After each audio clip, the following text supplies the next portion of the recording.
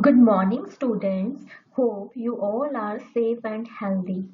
In this video, I am going to explain the three states of matter, which is the topic of chapter 1, Matter in Our Surroundings. So, let's start the topic, States of Matter. Matter can be classified into three types, that is, solid, liquid, and gases. This classification is based upon the packing of particles and force of attraction. Let us come to the first one, that is solid.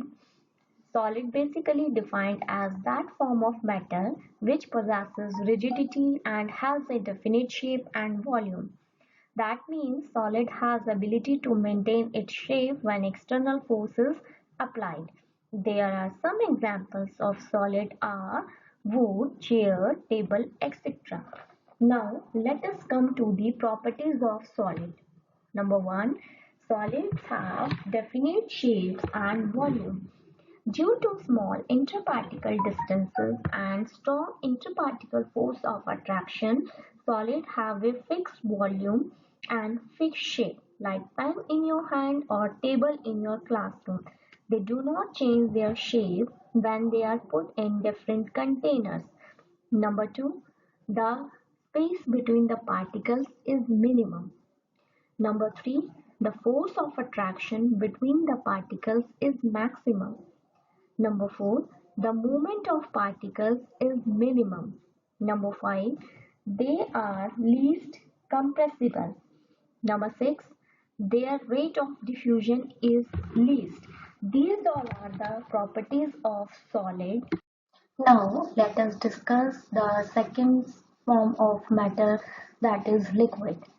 Liquid is defined as that form of matter which possesses fluidity but is almost incompressible and hence a definite volume but no definite shape. Now let us come to the properties of liquid. 1. Liquid have no definite shape but have their fixed volume. Liquids take the shape of the container in which it is kept. Second, the shape space between the particles is intermediate. Third, the force of attraction between the particles is intermediate. Fourth, the movement of particles is intermediate. Fifth, they are less compressible. Sixth, their rate of diffusion is more than that of solid. Gases. This is the third form of matter. Gases is defined as that form of matter which possesses fluidity but is highly compressible and hence neither definite shape nor definite volume. Now the properties of gases are: 1. Gases have no definite shape or fixed volume. Gases occupy the whole space of the container in which it is filled. Second, the space between the particles is maximum. Third, the force of attraction between the particles is minimum. Fourth, the movement of particles is maximum. Fifth, they are most compressible. Sixth, their rate of diffusion is more than that of solids and liquids.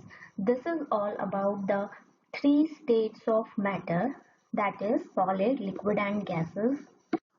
Look at the diagram in which you see the arrangement of particles in solid, liquid and gases. In solid, the particles are very closely packed.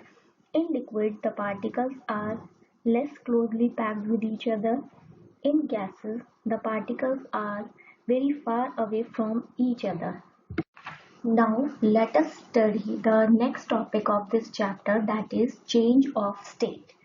Can matter change its state? Yes, matter can change its state by changing temperature or by changing pressure. When a solid is heated, it changes into liquid. When a liquid is heated, it changes into gas. When a gas is cooled, it changes to liquid. When a liquid is cooled, it changes into solid. This can be explained with the help of an example. If ice is heated, it changes into water. If water is heated, it changes into steam. If steam is cooled, it changes into water. If water is cooled, it changes into ice.